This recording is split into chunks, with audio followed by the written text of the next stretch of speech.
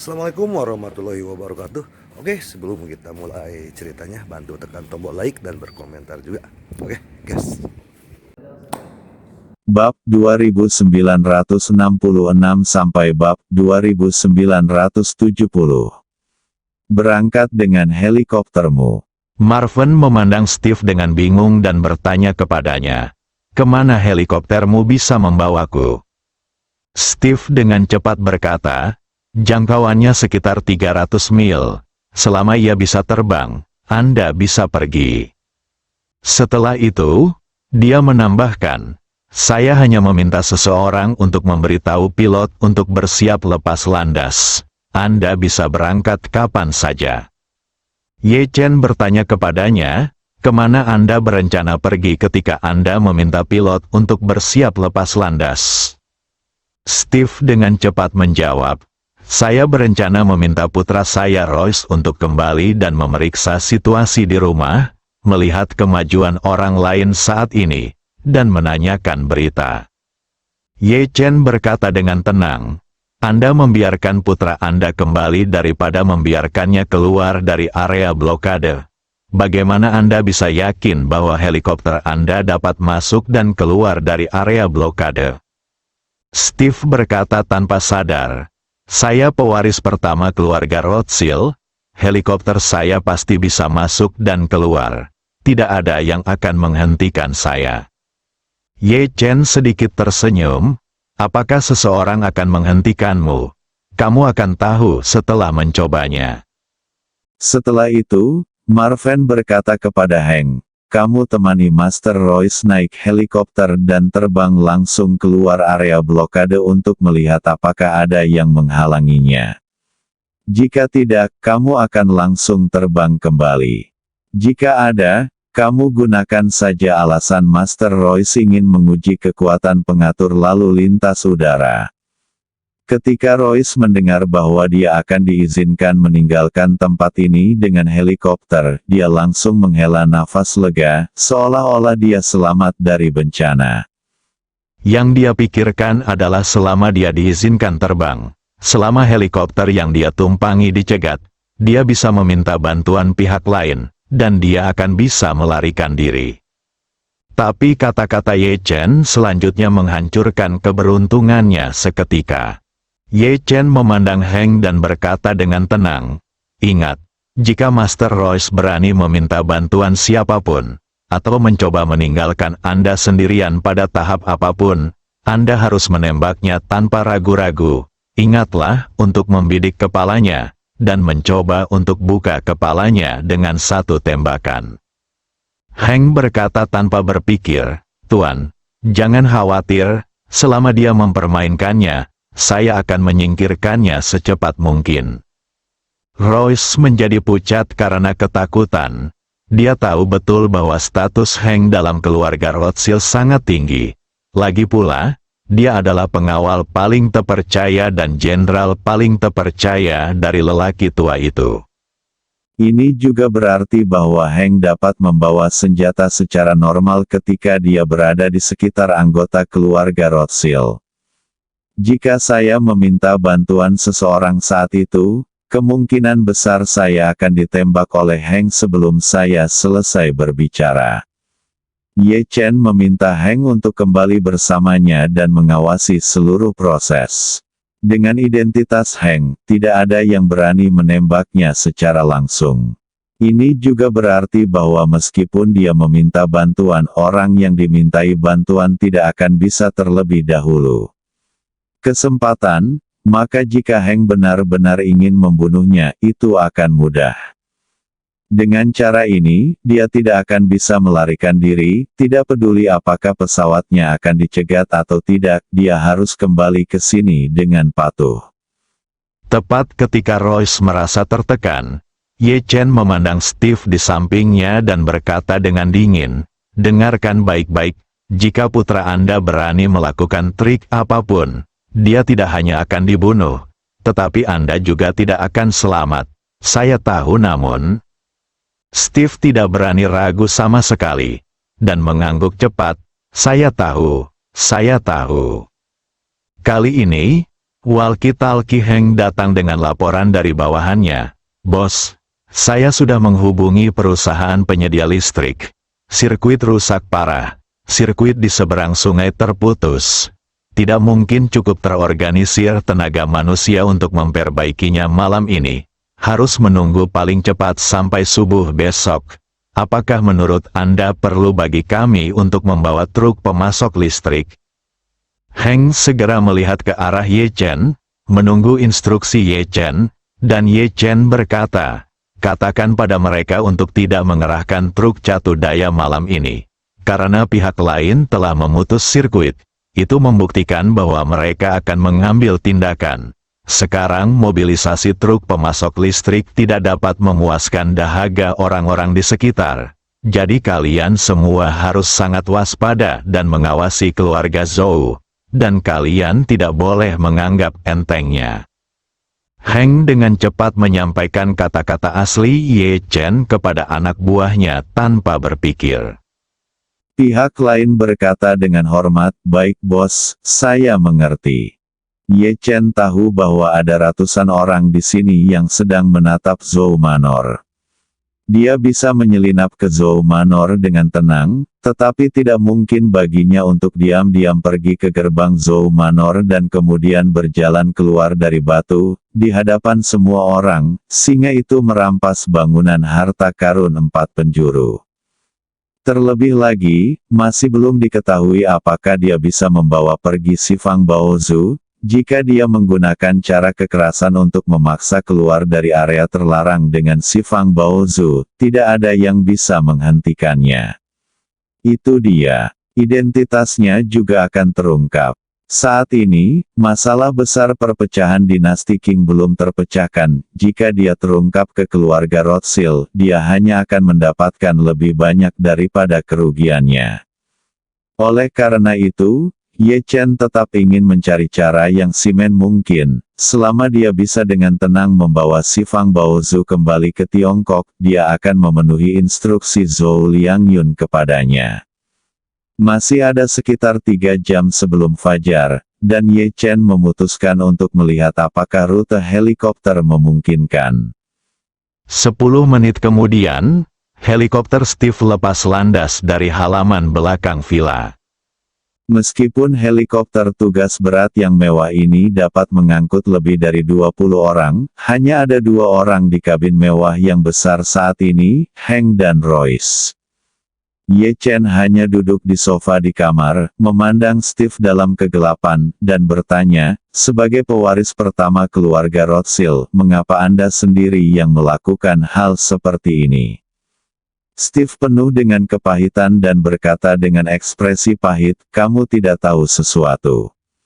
Ayahku tiba-tiba mengumumkan hari ini bahwa siapapun yang dapat menemukan si Fang Baoman akan menjadi pewaris keluarga Rothschild. Kalimat ini sama saja dengan penyangkalan. Status hukum ahli waris pertamaku. Ye Chen mengangguk dengan tiba-tiba menyadari dan berkata sambil tersenyum, tidak heran kamu masih begadang di garis depan meskipun usiamu sudah tua. Di mana? Steve berkata dengan canggung, saya terpaksa tidak punya pilihan. Jika saya kehilangan status saya sebagai ahli waris pertama, maka anak saya tidak akan memenuhi syarat untuk mewarisi bisnis keluarga, berjuang keras. Ye Chen bertanya lagi, lalu mengapa Anda memilih untuk menatap ke sini? Daripada seperti orang lain, mencari berbagai cara untuk bekerja sama dengan departemen untuk memblokirnya. Steve berkata dengan jujur, ayah saya mengungkapkan kepada saya bahwa peluang menemukan si Fang Baozuang adalah yang tertinggi di sini, jadi saya datang ke sini. Ye Chen mengangguk dan berkata sambil tersenyum, sejujurnya, si Fang Baozuang yang kamu cari ada di keluarga Zhou. Dan saya di sini untuk mendapatkan si Fang Baozuan. Meskipun Steve sudah menebak level ini, dia masih terkejut dengan kata-kata Ye Chen. Dia tidak menyangka bahwa Ye Chen akan berani masuk ke dalam lingkaran yang dikelilingi oleh ratusan orang, dan dia bisa sampai di sini dengan tenang dan mengendalikan dirinya sendiri, yang cukup untuk menunjukkan bahwa kekuatannya berada di luar imajinasi. Ketika dia mengira si Fang Baozuang memang ada di keluarga Zhou, dia merasa sedikit bersemangat pada awalnya, tetapi kemudian dia merasa sangat menyesal dan jengkel. Dia tahu betul bahwa mustahil baginya untuk menyingkirkan bintang jahat Ye Chen sekarang. Apakah dia bisa bertahan pada akhirnya masih belum diketahui. Jika dia tahu bahwa menara harta karun si Fang ada di sini, dia mungkin juga membawa 100 ekskavator untuk menggalinya dari awal. Panjang tanah 3 kaki. Jika dia menemukan si Fang Baozuang sebelum Ye Chen, misinya akan selesai. Tapi sekarang, dia tidak hanya gagal menyelesaikan tugasnya, tapi dia bahkan mungkin mempertaruhkan nyawanya. Melihat ekspresi Steve yang sedih dan menyesal, Ye Chen tidak bisa menahan senyum dan berkata, "Steve, sepertinya suasana hatimu sedang tidak baik." Steve ketakutan dan berkata dengan cepat, "Tidak, kamu salah paham." Ye Chen tersenyum dan berkata dengan penuh arti, "Steve, sebenarnya kita berdua tidak perlu menjadi musuh. Coba pikirkan, jika kamu masih berharap mendapatkan si Fang Baozu, maka kita berdua akan bertarung sampai mati, musuh, tetapi jika Anda memikirkannya secara berbeda, jika saya diam-diam mengambil si Fang Baozuang hari ini, itu akan menjadi hal yang baik bagi Anda."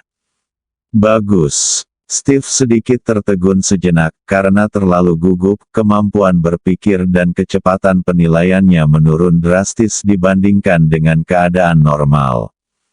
Ye Chen berkata sambil tersenyum saat ini, "Bukankah ayahmu mengatakan itu? Siapapun yang bisa mengembalikan si Fang Baozuang akan menjadi pewaris pertama. Tapi pikirkan ke arah lain, jika tidak ada yang bisa mengembalikan si Fang Baozuang. Bagaimana kalau kembali? Kalau begitu, bukankah kamu akan tetap menjadi orang pertama yang berhasil?" Ucapan Ye Chen membuat Steve tanpa sadar terkejut. Memikirkannya dengan hati-hati, kata-kata Ye Chen masuk akal. Siapapun yang mengambilnya kembali akan menjadi pewaris pertama. Jadi yang dia pikirkan adalah mengambil kembali si Fang Baozu dengan cepat agar kesempatannya tidak dirampok oleh orang lain. Tapi pikirkan dari arah lain, bagaimana jika tidak ada yang bisa mengambil kembali si Fang Baozu? Dia awalnya adalah pewaris pertama, tetapi jika dia memotong peluang promosi orang lain, bukankah dia akan tetap menjadi pewaris pertama? Tentu saja, satu-satunya perbedaan adalah dalam hal ini, meskipun ia masih menjadi pewaris pertama, rumah si Fang bukan lagi milik keluarga Rothschild. Namun, aku tidak punya pilihan sekarang. Saat ini hidupku ada di tangan orang lain, jadi aku bersyukur kepada Tuhan karena masih bisa bertahan. Jadi, dia tanpa sadar bertanya kepada Ye Chen, "Tuan, dapatkah Anda menjamin bahwa bangunan harta karun persegi ini tidak akan pernah jatuh ke tangan anggota keluarga Rothschild lainnya lagi?"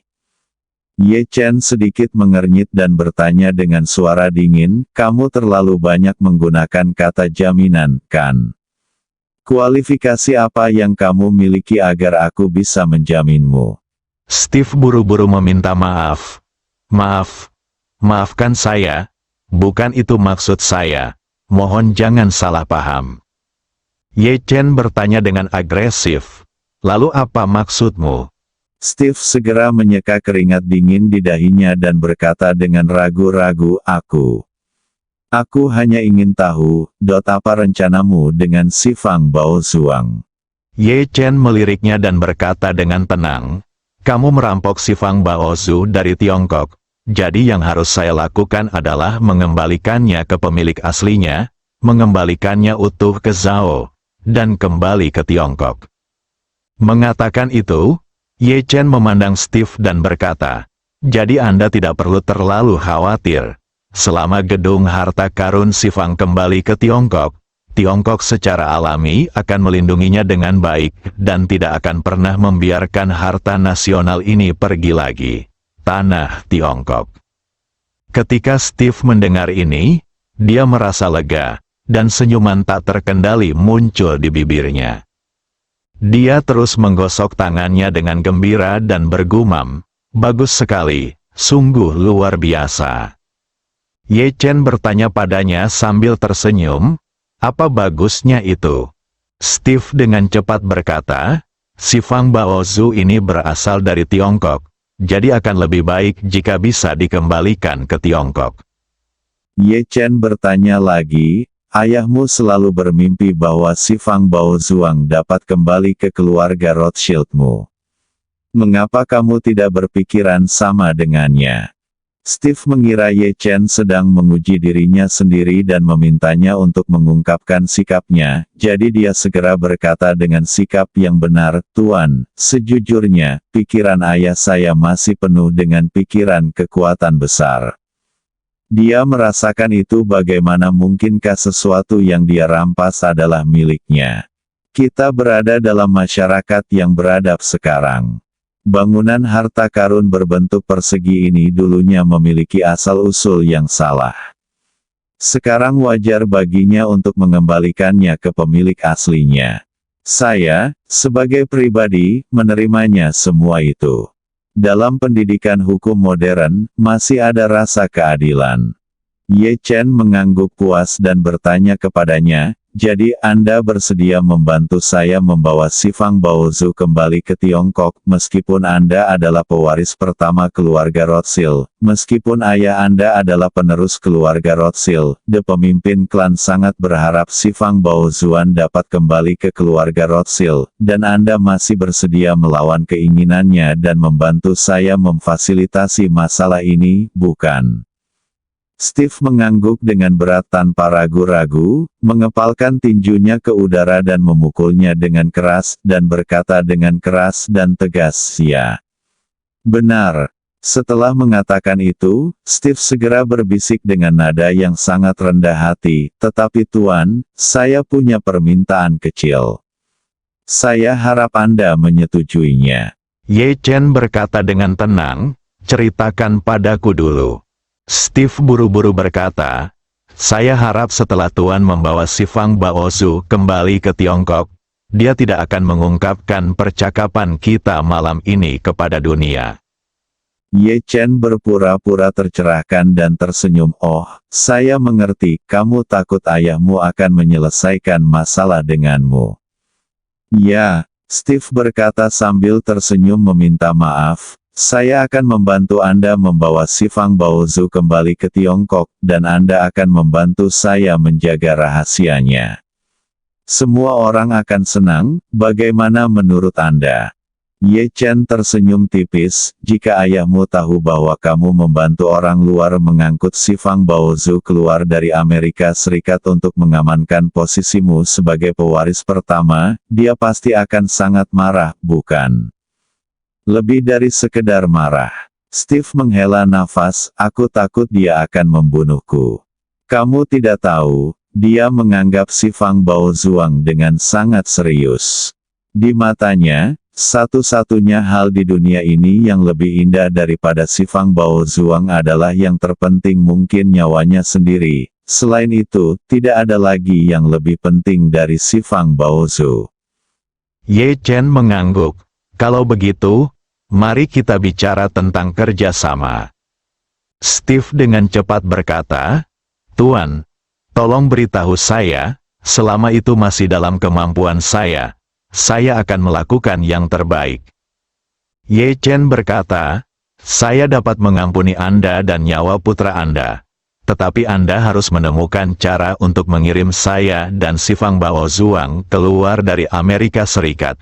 Sebagai imbalannya, saya akan membawa Xifang Baozuang kembali ke Tiongkok dan mengembalikannya ke Tiongkok utuh. Pemerintah, dengan cara ini, Anda dapat terus duduk dan bersantai sebagai pewaris pertama Anda." Steve berkata tanpa ragu-ragu, "Tuan, saya jelas tidak keberatan dengan kerja sama yang Anda sebutkan. Hanya saja saya khawatir saya tidak dapat mengirim Anda keluar dari Amerika dalam waktu singkat. Sekarang seluruh keluarga sedang mencoba segala cara untuk mengepung New York. Bucket, jika helikopter saya tidak bisa terbang malam ini, saya hanya bisa menunggu kesempatan lain." Saat ini, deru helikopter datang dari jauh. Mata Ye Chen berbinar dan dia berkata, "Putramu sudah kembali." Steve tanpa sadar berkata, "Saya harap mereka tidak mendapat masalah." Beberapa menit kemudian, Hank dan Royce kembali ke kamar tempat Ye Chen berada. Begitu keduanya memasuki pintu, Steve tidak sabar untuk bertanya, "Bagaimana? Apakah ada yang menghentikanmu?" "Ya," Royce berkata dengan getir, "radar Badan Keamanan Nasional telah mengunci wilayah udara di area blokade. Begitu helikopter kami tiba di dekat tepi area blokade, mereka menggunakan radio untuk memperingatkan kami bahwa wilayah udara saat ini ditutup karena masalah keamanan dalam negeri." Semua helikopter non-pemerintah lepas landas dan mengharuskan kami mendarat di area yang ditentukan untuk diperiksa. Saya melaporkan identitas saya dan setelah pihak lain memverifikasi bahwa itu benar, mereka tidak memaksa kami untuk mendarat untuk diperiksa, tetapi meminta kami untuk menjauh dari tepi area blokade. Hank di sampingnya juga berkata, "Kontrol ketat seperti itu baru terlihat sejak 911. Ketika Ye Chen mendengar ini, dia diam-diam menghela nafas atas kekuatan keluarga Rothschild. Mereka biasanya tetap tertutup dan bahkan jarang muncul di pemberitaan media. Meskipun ada banyak rumor tentang mereka di pasar, mereka tidak pernah mengakui atau menyangkalnya. Hanya sedikit orang yang tahu seberapa kuat mereka sebenarnya. Namun, hari ini, Ye Chen akhirnya melihatnya. Keluarga Rothschild sebenarnya cukup kuat untuk secara pribadi menggunakan aset publik dari banyak departemen pemerintah AS untuk melayani diri mereka sendiri. FBI, CIA, Badan Pengawas Obat dan Makanan, Badan Anti Penyelundupan, dan bahkan Badan Keamanan Nasional. Departemen-departemen ini sebenarnya mampu semua orang melakukan tugas mereka sendiri dalam masalah ini dan membantu keluarga Rothschild secara diam-diam dan ketat memblokade seluruh wilayah New York dan sekitarnya. Terlebih lagi, departemen-departemen ini masing-masing memiliki alasan dan retorikanya masing-masing. Mereka semua memblokade laut, darat dan udara, serta memeriksa secara ketat semua orang dan sarana transportasi. Ini cukup untuk menunjukkan bahwa keluarga Rothschild tidak ada bandingannya di Amerika Serikat. Hal ini membuat Ye Chen ragu sejenak. Tentu saja, dia ingin membawa si Fang Baozu keluar dari Amerika Serikat sesegera mungkin. Namun, betapapun mampunya dia tidak akan bisa terbang ke langit dan melarikan diri. Jika dia ingin meninggalkan Amerika Serikat, dia akan naik pesawat, perahu, atau mobil ke Kanada atau Meksiko. Namun, hal tersulit saat ini adalah semua orang yang menyiapkan kartu memakai perekam yang terus-menerus disinkronkan secara online dan mengunggah semua yang mereka lihat ke server cloud tanpa penundaan. Sangat mudah untuk keluar sendiri, tapi identitasnya pasti akan terungkap. Berdasarkan pengaruh Rothschild di Departemen Pemerintah AS, tidak sulit untuk menebak bahwa begitu identitasnya terungkap, pemerintah AS akan melakukan yang terbaik untuk menangkapnya. Pada saat itu, ia mungkin dicari oleh Interpol AS di seluruh dunia. Sejak Tang Sihai mendatangi Ye Chen lagi, Ye Chen telah melakukan yang terbaik untuk menyembunyikan identitasnya. Bahkan Xiao Churan masih dalam kegelapan, dan musuh tersembunyi seperti Wu Feiyan masih dalam kegelapan untuk saat ini. Tidak mengetahui keberadaannya, jika saat ini Anda tidak berhati-hati, besar kemungkinan semua usaha Anda sebelumnya akan sia-sia, bahkan mendorong diri Anda dan orang-orang di sekitar Anda ke dalam jurang yang dalam. Oleh karena itu, Ye Chen juga tahu betul bahwa dia tidak bisa mengambil risiko atau keberuntungan, dia harus menemukan metode yang 100% dapat diandalkan. Selain itu, meninggalkan area blokade saja tidak cukup. Tidak ada yang bisa menjamin apakah Rothschild akan diam-diam menginstruksikan departemen-departemen ini untuk memperluas cakupan blokade. Cara terbaik adalah mencari peluang dan langsung meninggalkan Amerika Serikat. Memikirkan hal ini, Ye Chen bertanya kepada Steve, keluarga Rothschild Anda seharusnya memiliki banyak properti di seluruh dunia, dan sudah menjadi hal yang biasa bagi Anda untuk pergi ke luar negeri. Jika keluarga Anda ingin pergi ke luar negeri saat ini, dapatkah Anda menghindari pemeriksaan? Petik 2. Ini, Steve berkata, yang dimaksud ayahku sekarang adalah menggunakan kekuatan seluruh keluarga untuk berusaha sekuat tenaga mencari gedung harta karun si Fang. Selain itu, hal-hal lain dapat dikesampingkan untuk sementara waktu, jadi dalam keadaan seperti ini, dia tidak boleh membiarkan kita meninggalkan Amerika Serikat.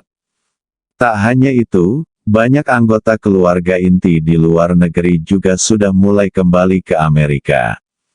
Toh, posisi ahli waris kepala keluarga adalah dipertaruhkan, dan tidak ada seorang pun yang ingin meninggalkan Amerika Serikat saat ini. Ye Chen mendecakkan bibirnya, tampaknya kemungkinan memanfaatkan keluarga Rothschild untuk meninggalkan Amerika Serikat sangat kecil. Saat ini, dia tiba-tiba teringat pada Kanada, yang jaraknya hanya lebih dari 300 km dari sini dalam garis lurus, maka dia berkata kepada Steve, jika saya ingat dengan benar, jarak garis lurus dari sini ke Montreal, Kanada, seharusnya adalah kurang dari 400 km. Helikoptermu kamu pasti bisa terbang ke sana sekaligus. Coba pikirkan, dalam keadaan apa ayahmu akan memintamu meninggalkan Amerika Serikat dan segera pergi ke Kanada. Steve mengerutkan kening dan berpikir lama, menggelengkan kepalanya dan berkata, saya tidak dapat memikirkannya. Meskipun kami memiliki beberapa bisnis di Montreal, itu tidak besar, dan urusan Kanada diserahkan kepada saudara ketiga saya di keluarga. Jika terjadi sesuatu, ayahku pasti akan melepaskannya, bukan aku. Saat ini, Royce di samping tiba-tiba berkata, ngomong-ngomong, ayah, Ratu Helena dari Nordic akan mengunjungi Kanada minggu depan. Bukankah kakek sudah mengingatkan saya sebelumnya bahwa saya berharap saya bisa mengembangkan beberapa perkembangan bersamanya? Apa jika Helena menunggu sampai minggu depan? Ketika saya tiba di Kanada, saya akan menggunakan kesempatan ini untuk mengatakan bahwa saya ingin pergi ke sana dan bertemu Helena, dan dia mungkin setuju. Steve berkata dengan ragu-ragu, bagaimanapun, kita harus menunggu sampai minggu depan, dan situasi saat ini istimewa. Apakah dia akan membiarkan Anda pergi ke Kanada masih belum diketahui. Ye Chen bertanya dengan rasa ingin tahu, keluarga Rothschild begitu berkuasa, mengapa Howard ingin cucu tertuanya berkembang bersama Ratu Eropa Utara? Steve menjelaskan, Tuan, Anda tidak tahu. Meskipun keluarga Rothschild memiliki pengaruh yang kuat di Amerika Serikat, reputasi kami di Eropa tidak pernah sebaik ini. Meskipun keluarga kerajaan Eropa pada dasarnya memiliki hubungan dekat dengan kami. Kerjasama, tetapi mereka tidak pernah bersedia menikah dengan kami. Dalam 1 atau 200 tahun terakhir, kami telah mengajukan banyak permintaan pernikahan dengan berbagai keluarga kerajaan Eropa, tetapi semuanya ditolak. Karena itu, Steve menambahkan, namun, situasi Helena cukup istimewa. Dia awalnya adalah anak terlantar dari keluarga kerajaan Nordik. Tanpa diduga, Dia berbalik dalam situasi putus asa beberapa waktu lalu dan langsung naik pesawat untuk menjadi ratu. Dan melihat seluruh Eropa ada ratu yang belum menikah. Hanya ada Helena, dan untuk keluarga Rothschild, jika mereka bisa menikah dengan anggota keluarga kerajaan Eropa, Helena akan menjadi yang tertinggi dalam hal pangkat. Selain itu, analisis lembaga think tank kami menunjukkan bahwa karakter Helena harus berbeda dari keluarga kerajaan tradisional Eropa, dan nilai-nilainya juga harus sangat berbeda. Sulit bagi keluarga kerajaan lain untuk menerima pernikahan dengan keluarga Rothschild karena pemikiran tradisional mereka, tetapi Helena telah meninggalkan banyak tradisi, dan kemungkinan penerimaannya akan jauh lebih besar. Intelijen menunjukkan bahwa setelah Helena naik tahta, anggota keluarga kerajaan Nordik melakukan beberapa diskusi dengannya tentang pernikahan di masa depan. Anggota kerajaan Nordik berharap Helena dapat mengikuti tradisi kerajaan dan mencarinya di antara anggota kerajaan di negara-negara Eropa lainnya. Seorang pangeran yang bersedia menikah dengan keluarga kerajaan Nordik dan mengubah kewarganegaraannya menjadi Nordik akan memberikan gelar pangeran kepada pihak lain setelah keduanya menikah, dan keturunan mereka dapat menjadi pewaris tahta Nordik. Namun, Helena nampaknya agak menyimpang. Dia telah menegaskan kepada keluarga kerajaan bahwa dia tidak akan menikah dengan anggota kerajaan lainnya. Dia juga menjelaskan kepada keluarga kerajaan bahwa dia lebih memilih untuk mengejar cinta sejati dan menikahi cinta sejatinya. Jika tidak, maka dia bersedia menjalankan prinsip selibat selama sisa hidupnya. Dan lembaga think tank juga menilai berdasarkan kecerdasan ini bahwa bagi keluarga Rothschild tingkat keberhasilan pernikahan dengan Helena akan lebih tinggi. Ye Chen mengangguk sambil berpikir dan berkata, "Jika Helena berangkat ke Kanada malam ini, akankah ayahmu mengambil inisiatif untuk meminta Royce segera pergi ke sana?" Kata-kata Ye Chen membuat Steve sedikit bingung. Dia berkata dengan serius, "Tuan, Helena adalah Ratu Eropa Utara. Kunjungannya ke Kanada adalah peristiwa politik yang relatif serius. Untuk hal semacam ini, semua rencana perjalanan biasanya sudah diputuskan jauh sebelumnya. Tanggal kunjungan aslinya ke Kanada Jumat depan, masih ada 9 hari lagi, bagaimana bisa dikatakan dimajukan?" Ye Chen berkata dengan tenang, "Kamu tidak perlu khawatir tentang ini, kamu hanya perlu menjawab pertanyaanku." Steve berpikir sejenak dan berkata, "Ayah saya berharap Royce bisa menghubungi Helena. Ini idenya beberapa waktu lalu. Ia juga mengutarakan posisinya beberapa hari lalu, berharap Royce bisa mewakili keluarga Rothschild. Kunjungi Kanada untuk bertemu Helena, menjalin kontak terlebih dahulu, dan kemudian melihat apakah ada kemungkinan untuk menikah. Jika Helena pergi ke Kanada sesuai keputusan sebelumnya, dia harus meminta Royce untuk segera ke sana, tetapi sekarang situasinya khusus, dan saya tidak yakin dia akan berubah pikiran." Ye Chen berkata, "Saya rasa dia tidak akan berubah pikiran. Di satu sisi, perjalanan Helena ke Kanada jelas merupakan insiden yang terisolasi menurut pendapatnya dan tidak ada hubungannya dengan si Fang Baozuang. Terlebih lagi, perubahan jadwal Helena terjadi secara tiba-tiba, dia untuk sementara meminta Royce pergi ke Kanada. Menurutnya, itu hanya berarti berkurangnya satu tenaga kerja untuk menemukan si Fang Baozuang, tapi itu pasti tidak akan meningkatkan risiko si Fang Baozuan meninggalkan Amerika Serikat, jadi mengapa tidak?" Mengatakan itu, Ye Chen menambahkan, "Selain itu, keluarga Rothschild Anda saat ini berada di bawah tekanan besar dari opini publik. Skandal internal dan eksternal telah terungkap satu demi satu. Untuk sementara, tidak akan ada peluang untuk membalikkan keadaan. Jika kita bisa mengalihkan perhatian publik dengan cara lain, perhatian jelas merupakan pilihan yang menguntungkan dan tidak berbahaya." Steve berkata tanpa daya, itulah yang saya katakan, tetapi kami belum berdialog dengan keluarga kerajaan Nordik, dan kami tidak dapat mempengaruhi waktu kedatangannya ke Kanada. Jika dia datang minggu depan sesuai rencana, maka Anda ingin untuk mengambil kesempatan berbicara dengan Luo. Jika saya pergi ke Kanada bersama Is, saya harus menunggu setidaknya beberapa hari lagi. Bagi Steve, dia tidak ingin Ye Chen dan si Fang Baozuang terus tinggal di Amerika Serikat.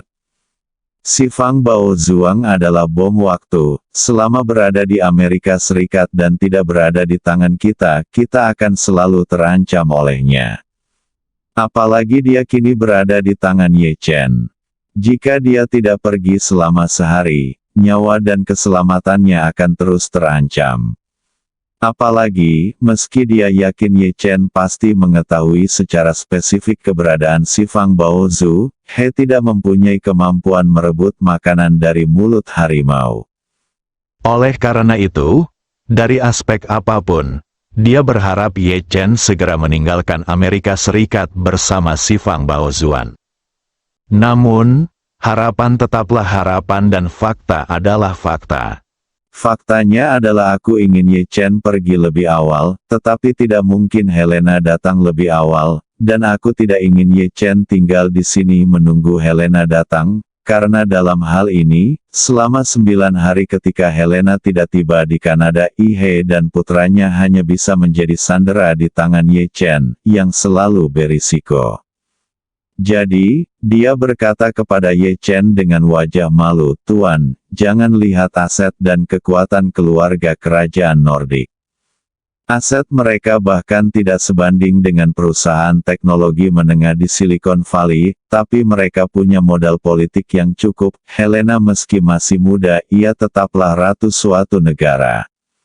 Apalagi Kanada, meski datang ke Amerika Serikat, negara dengan PDB tertinggi di dunia, ia tetap bisa menikmati perlakuan kepala negara. Oleh karena itu, bahkan keluarga Rothschild kita tidak dapat memperlakukan orang Nordik lainnya. Ratu akan datang dalam waktu singkat, dan menunggu selama 9 hari terlalu berisiko, jadi mari pikirkan cara lain." Ye Chen berkata dengan tenang, "Kamu tidak perlu khawatir tentang ini, aku akan meminta Helena untuk datang secepat mungkin." Steve bertanya tanpa sadar, "Apakah kamu bercanda?" Ye Chen tersenyum dan berkata, "Steve, karena kita berencana untuk bekerja sama, aku tidak akan menyembunyikannya lagi darimu. Tahukah kamu siapa aku?" Steve menggelengkan kepalanya berulang kali, "Saya tidak tahu. Siapa kamu?" "Kamu Chen." Ye Chen menyebut namanya dengan ringan, lalu berkata, "Kamu mungkin belum pernah mendengar tentang saya, tetapi kamu seharusnya pernah mendengar nama ayahku. Namanya Ye Changying." Kamu Changying." Steve berseru, "Apakah ini Ye Changying yang sama yang membuat keluarga Rothschild tidak berdaya 20 tahun yang lalu? Lalu kamu, ibumu adalah An Chengqi dari keluarga An?" Ye Chen mengangguk, "Ya, tepatnya." Steve menarik napas dan berseru, "Pantas saja. Pantas saja platform video pendek keluarga Ye tidak mau menghapus dan melarang video skandal kami. Ternyata Anda adalah putra Ye Changying." Setelah mengatakan itu, dia tanpa sadar bertanya, "Kamu adalah putra Ye Changying, dan kamu datang ke sini untuk si Fang Baozuang." Jadi, dalam hal ini, Bruce Weinstein mengambil inisiatif untuk mengungkap penjara Brooklyn, Peter Zhou, dan Mais the video tes selingkuh dengan istrinya. Semua niatmu. Ye Chen berkata dengan tenang, "Ya, itulah yang saya maksud." "Yah," Steve berkata dengan ngeri, "Tuan Ye memang luar biasa. Beberapa kombinasi pukulan telah membuat keluarga Rothschild kita sengsara. Dia sangat mirip dengan ayahmu saat itu." Ye Chen berkata dengan tenang, "Kita semua sudah dewasa, jadi jangan malu dengan sanjungan seperti itu." Saat dia mengatakan itu, Ye Chen mengeluarkan ponselnya dari saku bajunya, dan sambil mengklik layar ponsel secara acak beberapa kali, dia berkata dengan ringan, "Ngomong-ngomong, aku lupa memberitahumu, sejak aku masuk, hingga saat ini, ponsel ini merekam sepanjang waktu, semua yang kita bicarakan direkam olehnya." Ekspresi Steve ketakutan sesaat, dan dia berkata dengan panik, "Tuan Ye, mengapa kamu melakukan ini? Apakah kamu masih tidak percaya padaku?" Ye Chen tersenyum dan berkata, "Saya tahu ada anggota inti keluarga Rothschild di sini, jadi saya berpikir untuk merekam video untuk merekamnya." Steve tiba-tiba menjadi sangat tertekan. Ia tidak menyangka proses menjalin kerjasama dengan Ye Chen akan direkam oleh Ye Chen. Dalam hal ini, ia akan memegang kendali di tangan Ye Chen. Begitu Ye Chen membawa si Fang Baozuang keluar dari Amerika Serikat, dia meringankan krisisnya sendiri dan juga mengambil kelemahannya. Jika dia mengungkap video itu dan memberitahu ayah lamanya bahwa dia membiarkan si Fang Baozuang pergi, bahkan jika dia membantu Ye Chen mengambil si Fang Baozuang ke luar negeri, dia pasti akan menghancurkannya. Dalam hal ini, bukankah dia harus selalu dikendalikan oleh Ye Chen? Tapi yang tidak dia ketahui adalah bahwa Ye Chen sebenarnya tidak merekam video itu sama sekali. Dia baru saja berbohong untuk menakut-nakuti Steve, dan omong-omong, ketika dia mengeluarkan ponselnya tadi, dia diam-diam menyalakan videonya. Oleh karena itu, dia sengaja berkata kepada Steve, "Tapi jangan khawatir, karena kita telah memutuskan untuk bekerja sama, saya pasti tidak akan mengkhianati Anda tanpa alasan. Selama Anda membantu saya membawa si Fang Baozu keluar dari Amerika Serikat, posisi Anda sebagai ahli waris tidak akan sama. Kamu akan diancam, dan aku pasti akan merahasiakan ini untukmu. Meskipun keluarga Ye memiliki beberapa masalah denganmu saat itu, dengan kerja sama kita kali ini, kita berdua memiliki kesempatan untuk memecahkan kebekuan. Ketika orang tuamu pergi di masa depan, kamu akan berhasil menjadi kepala keluarga Rothschild. Kita mungkin masih memiliki banyak kemungkinan untuk kerjasama yang mendalam. Ada pepatah yang mengatakan, sahabat tetap bersama seumur hidup. Meski usiamu sedikit lebih tua, pasti tidak akan menjadi masalah besar jika kamu hidup 30 hingga 30 tahun lagi, 50 tahun. Di masa depan, kita akan rukun dan masih bisa berteman. Kita sudah berteman selama 30 atau 50 tahun, kan? Steve tidak tahu bahwa Ye Chen sedang merekam video itu. Mendengar apa yang dia katakan, dia merasa sedikit lebih baik. Dia tahu betul bahwa karena pegangannya ada di tangan Ye Chen, apakah Ye Chen akan terekspos sepenuhnya tergantung pada apakah dia benar atau tidak patuh. Sekarang, nyawanya ada di tangannya, di masa depan, ia juga akan memiliki kendali atas dirinya sendiri. Tampaknya tidak ada jalan keluar. Namun, Steve bukanlah orang bodoh. Dia dengan cepat mengetahui taruhannya. Jika dia tidak bekerja sama dengan Ye Chen mungkin akan membiarkan Heng membunuh dia dan putranya sekarang. Bagaimanapun, Heng telah menjadi anjingnya tanpa bisa dijelaskan, dan jika Heng membunuh seseorang, dia tidak akan memikul tanggung jawab apapun, dan bahkan tidak ada yang mengetahuinya. Sebaliknya, saat bekerja dengan Ye Chen, situasinya jauh lebih jelas. Setidaknya nyawa Anda bisa terselamatkan, bukan? Terlebih lagi, jika dia benar-benar bisa membantu Ye Chen mengambil si Fang Baozu, maka posisinya sebagai pewaris akan terselamatkan. Jika Anda mempertahankan posisi Anda sebagai pewaris dan hidup lebih lama dari lelaki tua itu di masa depan, maka Anda akan menjadi kepala keluarga Rothschild. Dengan banyaknya manfaat dan sedikit kendali di tangan Ye Chen, apa maksudnya? Terlebih lagi, pegangan ini tidak selalu mudah digunakan di tangan Ye Chen. Waktu terbaik untuk menggunakannya adalah sebelum orang tua itu meninggal. Sebagai putra mahkota, ia harus berjalan di atas es tipis dalam segala hal. Setelah petunjuknya terungkap, posisi putra mahkota tidak hanya akan hilang, tetapi ia juga akan terlempar sepenuhnya ke istana yang dingin. Namun, begitu orang tua itu meninggal dan berhasil naik tahta, maka pegangan ini hanya akan berdampak moral. Pada saat itu, bahkan jika Ye Chen terungkap, hal yang paling dia lakukan adalah dipermalukan dan dimarahi, tetapi posisi kepala keluarga telah kokoh, dan dimarahi tidak masalah.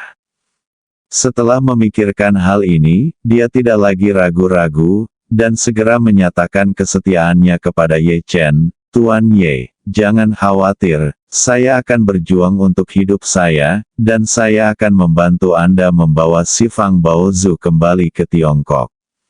Petik 2. Ye Chen patah hati dan dengan sengaja bertanya kepadanya, Steve, saya ingin tahu apa yang bisa membuat Anda melakukan tindakan yang benar dalam memusnahkan kerabat. Itu keadilan. Steve, yang memiliki keinginan kuat untuk bertahan hidup, berkata tanpa ragu dan adil, tentu saja keadilan di hati saya tidak dapat ditukar dengan uang yang banyak. Tuan Ye, saya adalah orang yang memiliki hati nurani. Si Fang Baozuang adalah harta nasional Tiongkok, dan dipilih oleh Rothschild. Sudah hampir 200 tahun sejak Jerman kembali dari Tiongkok. Sebagai anggota keluarga Rothschild, saya merasa sangat malu dan gelisah tentang hal ini. Jika saya bisa melakukan hal kecil saya sedikit untuk membantu si Fang Baozu kembali ke Tiongkok, maka aku layak untuk hati nuraniku sendiri. Tidak buruk, tidak buruk. Ye Chen tidak bisa tidak mengagumi, Steve, aku benar-benar melihatmu dengan benar, kamu memang menghirup udara segar di keluarga Rothschild. Jika kamu bisa menjadi kepala keluarga Rothschild di masa depan, Ye Chen akan rumah adalah mitra strategis Anda. Steve memiliki jiu-jiu kecilnya sendiri di dalam hatinya. Jika saya berhasil mewarisi posisi kepala keluarga di masa depan, saya tidak akan pernah menganggap serius keluarga kelas 2 seperti keluarga Ye. Meskipun dia sekarang dianggap sebagai tahanan Ye Chen, begitu dia melewati kesulitan ini dan menjadi kepala keluarga, dia akan menjadi sesuatu yang bahkan Ye Chen tidak dapat mencapainya bahkan jika dia menajamkan kepalanya. Saat itu, apakah keluarga Ye akan menjadi bukan siapa-siapa? Namun, dia secara alami hanya berani menyembunyikan pemikiran seperti ini di dalam hatinya dan tidak berani mengatakannya dengan santai. Jadi, dia tersenyum dan berkata kepada Ye Chen, dengan kata-kata Anda, Tuan Ye, kedua keluarga kita pasti akan menjadi mitra terpenting satu sama lain di masa depan. Ye Chen juga tahu bahwa Steve hanya bertindak untuk kesempatan itu, dan untuk dirinya sendiri, dia bahkan bertindak seperti dia. Telepon masih merekam. Semakin saleh dia berperilaku, semakin besar efek jera dari video ini terhadapnya di masa depan. Oleh karena itu, Ye Chen tidak bisa menahan diri untuk tidak menghela nafas. Saya mendengar bahwa ayahmu Howard juga berusia lebih dari 80 tahun ini, bukan? Steve mengangguk dan berkata, ayah saya berusia 84 tahun ini. 84, Ye Chen tidak bisa menahan diri untuk tidak menghela nafas, 84 adalah usia yang baik. Steve bertanya dengan rasa ingin tahu, mengapa Tuan Ye mengatakan itu? Ye Chen tertawa santai dan berkata, oh, haha, ada pepatah di Tiongkok bahwa 73 dan 84 adalah dua rintangan bagi para lansia, artinya 2 tahun ini akan relatif sulit, dan berbagai bencana akan terjadi. Lebih umum dan lebih mudah untuk mati. Ini sudah kuartal keempat tahun ini. Jika kamu beruntung, ayahmu mungkin meninggal tahun ini. Oh benarkah? Reaksi pertama Steve adalah dia jelas-jelas tertarik. Dia tidak bisa menyembunyikan senyumnya dan bertanya dengan rasa ingin tahu, Tuan Ye, apakah ada dasar ilmiah untuk pernyataan ini? Ye Chen melambaikan tangannya, itu hanya kebiasaan masyarakat, tidak ada dasar ilmiahnya, tapi bagi Anda, atau bagi kami, setidaknya patut dikagumi untuk sementara waktu, bukan begitu? Steve merasa bahwa dia dan Marvin telah mengatakan semua yang harus dan tidak boleh mereka katakan, dan tidak perlu menyembunyikannya lagi. Dalam keluarga besar seperti dia, putra mahkota akan selalu menantikan ayahnya. Mereka yang meninggal lebih awal akan melakukannya tentu saja tidak terkecuali dalam hal ini, Steve. Ditambah dengan fakta bahwa lelaki tua itu baru-baru ini membuat konspirasi tentang siapa yang akan menemukannya terlebih dahulu dan siapa yang akan menjadi pewaris keluarga karena insiden si Fang Baozu, tentu saja Steve berharap dia akan mati secepatnya, dan semakin cepat lebih baik.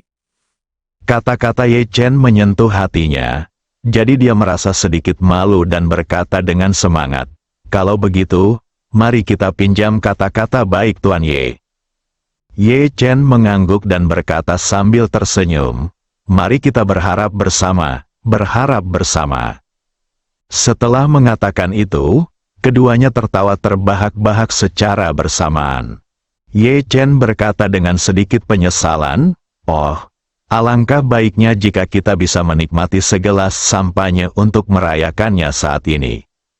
Royce di samping berkata dengan cepat, "Ya, ada sampanye, ada di lemari anggur, saya akan mengambilkannya." Karena itu, dia bergegas ke lemari anggur dan mengeluarkan sebotol sampanye dan beberapa gelas melalui cahaya bulan yang kabur di luar jendela. Dengan keras, sampanye dibuka, diikuti dengan suara dentingan 3 gelas. Setelah segelas anggur, Steve jelas merasa jauh lebih rileks dan bahagia.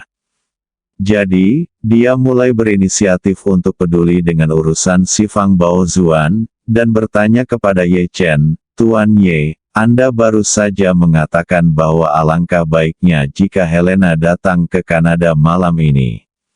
Apakah ini mungkin?"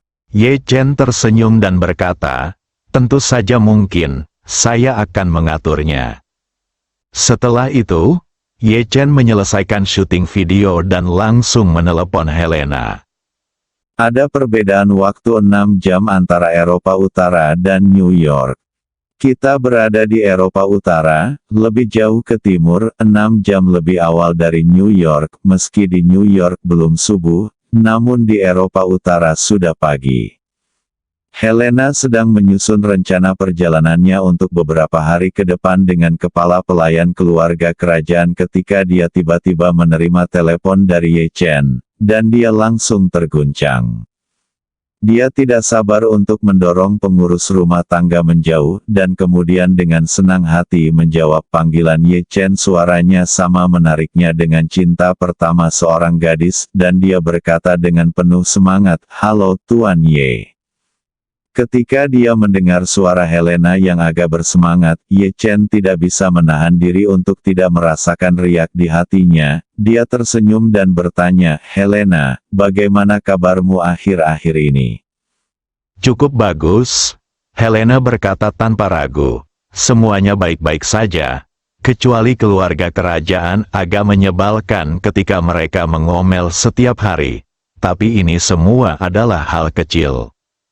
Ye Chen bertanya dengan rasa ingin tahu, "Kamu sudah menjadi ratu, siapa di antara mereka yang berani mengomelmu?" Helena menghela nafas dan berkata tanpa daya, "Tuan Ye, Anda tidak tahu sesuatu. Bahkan jika saya sudah menjadi ratu, banyak hal yang harus mengikuti tradisi kerajaan. Mereka seperti anggota kongres, menanyakan segala macam pertanyaan sepele setiap hari. Mereka tidak peduli apa yang saya kenakan, apa yang saya makan, siapa yang saya lihat atau apa yang saya katakan, dan yang paling menjengkelkan adalah mereka peduli dengan pernikahan saya. Mereka terus mengomeli saya setiap hari, dan itu sangat menjengkelkan sampai mati. Ye Chen bertanya dengan rasa ingin tahu, Ratu juga akan dipaksa menikah oleh keluarga kerajaan. Ini lebih dari sekedar pernikahan paksa, keluh Helena. Sekarang mereka semua ingin menculik seorang pangeran kerajaan dari negara lain untuk menikah denganku. Yang paling mereka khawatirkan adalah darah bangsawan tidak bisa diwariskan, tapi aku tidak peduli, sebenarnya tidak ada yang mewarisi. Jika saya berkuasa, biarkan saja parlemen Nordik di majelis tinggi dan rendah secara langsung membatalkan monarki konstitusional setelah kematian saya. Ye Chen tersenyum dan berkata, sebaiknya jangan memberitahu orang lain tentang idemu, jika tidak mereka akan dikatakan menyimpang. Helena berkata dengan hati-hati, saya kenal Tuan Ye, saya hanya akan memberitahu Anda hal semacam ini. Ye Chen tersenyum dan bertanya padanya, ngomong-ngomong, ku dengar kamu akan mengunjungi Kanada minggu depan. Ya, Helena berkata, ini adalah kunjungan kenegaraan yang diatur oleh pemerintah Nordik. Faktanya, tidak ada hal praktis untuk dibicarakan. Hal utama adalah menunjukkan dan memperkuat interaksi antara kedua negara di tingkat masyarakat dan opini publik. Ye Chen bertanya, apakah mungkin untuk memajukan waktu? Sebelumnya, Helena bertanya dengan rasa ingin tahu, mengapa Anda bertanya, Tuan Ye? Apakah Anda akan segera ke Kanada? Ye Chen tidak menyembunyikan apapun darinya, dan berkata langsung, saya mengalami sedikit masalah di Amerika Serikat dan harus kembali ke Tiongkok melalui Kanada. Jika Anda bisa datang ke Kanada secepat mungkin, saya bisa keluar dari sini. Ketika Helena mendengar ini, dia berkata tanpa ragu-ragu tanpa bertanya tentang situasi spesifiknya, jangan khawatir, Tuan, saya pasti akan berusaha sebaik mungkin untuk berangkat ke Kanada secepat mungkin. Lebih cepat lebih baik. Saat dia mengatakan itu, dia melihat waktu dan berkata, Tuan Ye, mohon tunggu sebentar. Saya akan mengkonfirmasinya dengan mereka. Secara umum, kunjungan di tingkat diplomatik dijadwalkan dengan ketat, karena menyangkut masalah seperti jadwal waktu dan persiapan keamanan bagi kedua belah pihak, tidak mudah untuk mengubah waktu. Namun situasi Helena saat ini agak istimewa. Meskipun dia diperlakukan sebagai raja nasional dalam hal perlakuan, pada kenyataannya dia adalah maskot pertama di Eropa Utara. Selain itu, kami di sini bukan untuk membicarakan sesuatu yang penting. Kami di sini terutama untuk menunjukkan wajah kami, berjalan-jalan di antara masyarakat, dan mendapatkan niat baik dari kedua belah pihak. Oleh karena itu, tidak akan memakan terlalu banyak waktu dan tenaga, para pejabat senior Kanada, dan penempatannya akan sederhana dan tidak akan terlalu merepotkan. Apalagi Helena datang ke Kanada kali ini, dia diundang oleh Kanada, bahkan itinerari dan rutenya sangat menghormati keinginan pribadinya, sehingga dia memiliki inisiatif yang jauh lebih besar dalam hal ini. Alasan mengapa Helena memiliki inisiatif yang begitu besar, terutama karena dia memiliki beberapa kelebihan yang besar. Keuntungan pertama adalah dia sangat cantik. Melihat seluruh keluarga kerajaan Eropa, tidak ada yang bisa menandinginya.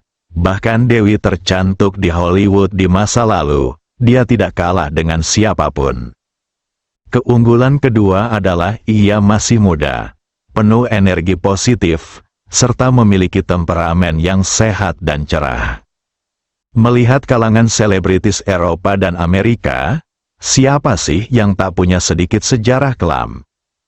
Yang pernah pakai narkoba, selingkuh, pergaulan bebas, pemukulan, di penjara, bahkan pernah terlibat di dunia bawah. Saya tidak berani bilang seluruh kelas atas di Eropa dan Amerika adalah sarang ular dan tikus, tapi di setidaknya mereka juga 5 tipe orang beracun.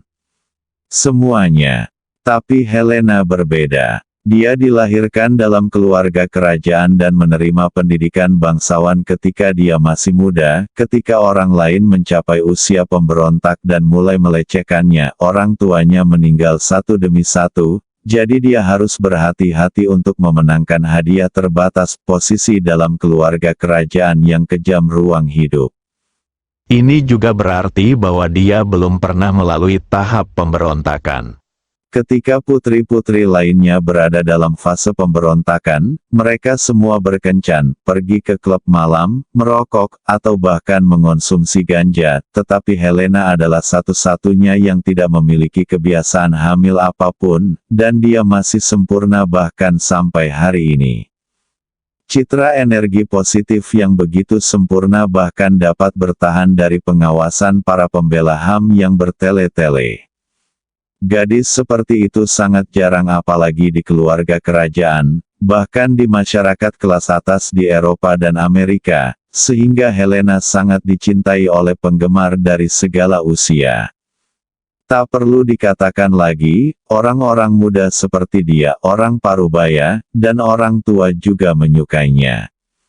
Mereka berpikir bahwa jika mereka memiliki anak perempuan, mereka harus bermurah hati, tanpa cela, dan mengembangkan diri seperti dia. Dan tentu saja mereka anak-anak menyukainya. Setiap anak memiliki seorang pangeran. Dongeng impian seorang putri jauh lebih realistis untuk menyukai Helena daripada menyukai Putri Elsa. Apalagi jika anak-anak menyukai Helena, mereka akan sangat dikenali oleh orang tuanya. Mereka merasa bahwa ini adalah idola yang paling positif dan paling layak disukai di masyarakat saat ini. Dapat dikatakan bahwa kemampuan Helena dalam menumpuk buff tidak kalah berpengaruhnya dengan seorang waria gay di Amerika Serikat yang merupakan minoritas kulit berwarna, memiliki gangguan kognitif gender, sangat tertarik pada perlindungan lingkungan, dan menganjurkan vegetarianisme. Dan justru karena buff di tubuhnya terus-menerus ditumpangkan, Helena menjadi sangat populer di benak orang biasa. Di dunia online saat ini, 8 dari 10 selebritas internet teratas dengan lalu lintas tertinggi adalah setan, hantu, dan monster, menjadikan Helena sebagai aliran jernih di antara aliran bersih hanyalah sebuah berkah bagi seluruh dunia. Oleh karena itu, Helena telah lama menjadi selebriti papan atas secara global, sehingga negara-negara Eropa dan Amerika sangat antusias untuk mengundangnya berinteraksi dengannya di negaranya masing-masing. Terus terang, itu hanya untuk memanfaatkan lalu lintas dan popularitasnya. Kunjungannya ke Kanada kali ini hanya karena beberapa undangan dan jadwal dari pemerintah Kanada. Untuk mengizinkan Helena datang ke Kanada, pemerintah Kanada bahkan secara diam-diam memberikan kebijakan perdagangan preferensial untuk Eropa Utara yang bisa dikatakan penuh ketulusan. Karena Kanada terburu-buru mengundang, Helena akan lebih berinisiatif dalam menyesuaikan waktu untuk sementara. Meskipun saat ini Kanada sedang gelap, para pejabat yang secara khusus bertanggung jawab atas kunjungan Helena ke Kanada segera melaporkan masalah tersebut ke tingkat tertinggi setelah menerima pemberitahuan singkat dari keluarga kerajaan. Helena tidak secara eksplisit mengatakan bahwa dia ingin datang ke Kanada lebih awal. Dia hanya memberitahu Kanada bahwa dia memiliki beberapa masalah kecil dalam pemeriksaan fisiknya. Dokter kerajaan mengatur agar dia menerima perawatan minggu depan, dan kemudian memberi Kanada pilihan, dia bisa datanglah lebih awal, atau harus ditunda hingga tahun depan.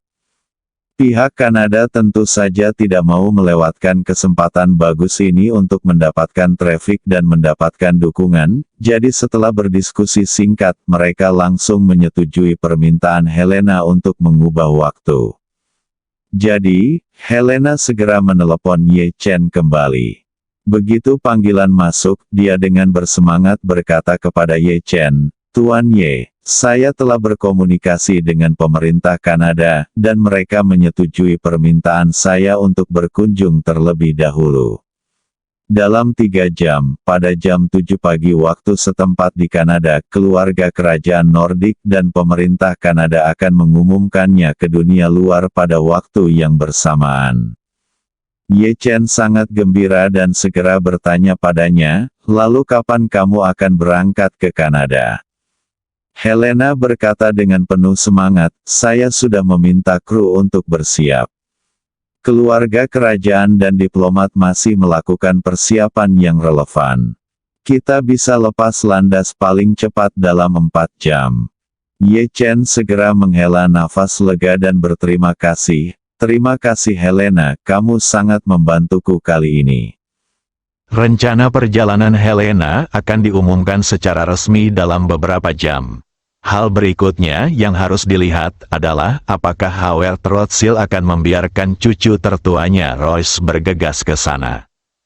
Jika semuanya berjalan sesuai rencana, Ye Chen dapat naik helikopter Steve dan berangkat ke Kanada bersama Royce. Bagaimanapun, kedua pria ini sekarang adalah penumpang yang saya ikat paksa. Saya tidak perlu khawatir mereka membocorkan rahasia sama sekali. Saya bahkan dapat menggunakan kerja sama ini untuk terus memanipulasi mereka di masa depan. Ini jauh lebih bermanfaat daripada memberi mereka petunjuk psikologis. Lagi pula, begitu sugesti psikologis tersedia, mereka yang paling akrab dengannya cepat atau lambat akan dapat melihat kekurangannya. Oleh karena itu, Ye Chen lebih memilih jenis ikatan lembut yang menjadi lebih kuat ketika lawannya kuat. Semakin keras lawannya, mencoba melepaskan diri, semakin besar kemungkinan dia untuk melepaskan diri. Semakin kuat ikatannya. Steve dan Royce terkejut saat melihat Marvin menyelesaikan panggilan telepon dengan Helena. Mereka tidak menyangka Ratu Helena dari Eropa Utara, yang begitu sibuk sehingga Perdana Menteri dan Presiden dari berbagai negara mengantri untuk membuat janji kunjungan, akan dipanggil oleh Ye Chen di depan mereka.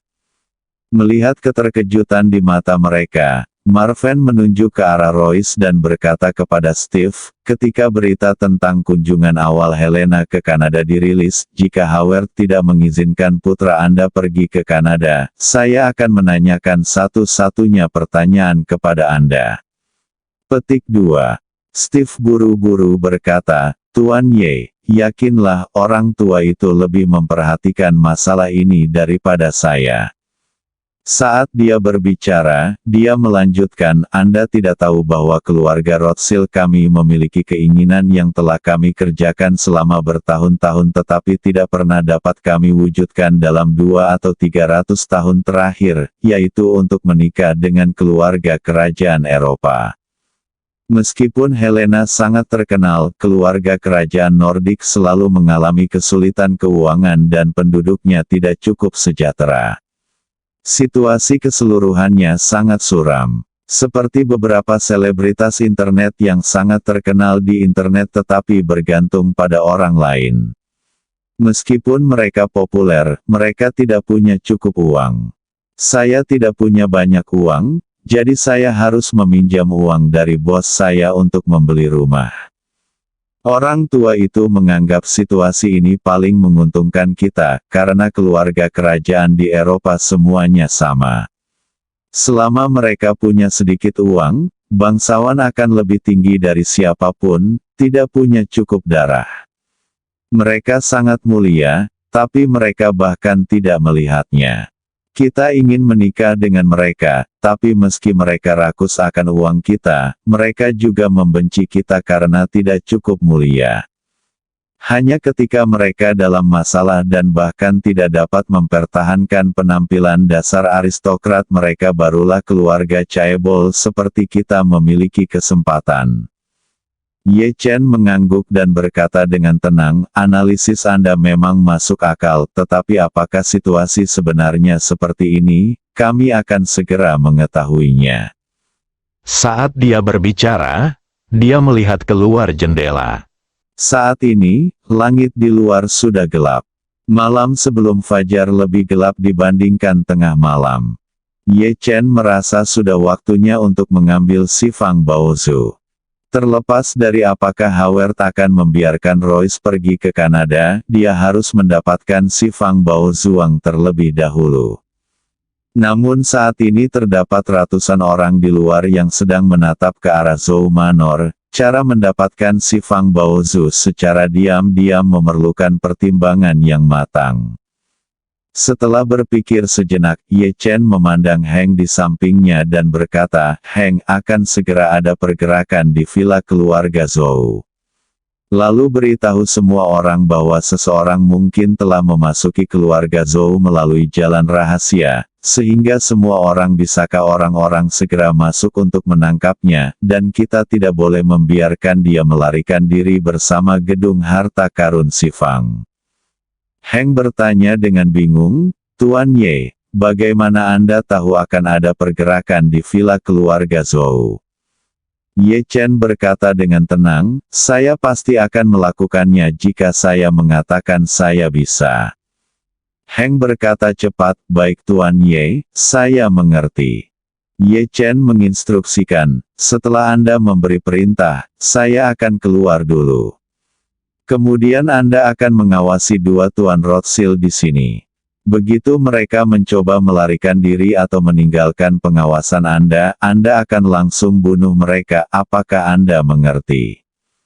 Heng berkata tanpa berpikir, saya mengerti. Ye Chen mengangguk, lalu berjalan ke jendela dan melihat ke rumah keluarga Zhou, di mana hanya garis besar yang terlihat dalam kegelapan. Dengan pikiran diam, sejumlah besar energi spiritual terpisah dari tubuhnya, menuju ke villa keluarga Zhou seperti angin dan sisa awan. Detik berikutnya, villa keluarga Zhou begitu sunyi hingga tidak ada suara sama sekali. Tiba-tiba terdengar suara berderak, seperti suara banyak produk kaca dan logam yang jatuh ke tanah. Hal ini membuat staf yang selama ini memantau keluarga Zhou tiba-tiba gemetar, dan suara yang sangat bersemangat segera terdengar dari interkom. Heng, bos, ada sesuatu yang terjadi di villa keluarga Zhou. Heng berkata dengan cepat, ups. Mungkin keluarga Zhou kembali melalui jalan rahasia yang tidak kita ketahui. Cepat, tangkap mereka sebelum mereka mengambil si Fang Baozuang. Semuanya, segera masuk. Siapa yang bisa menangkap mereka?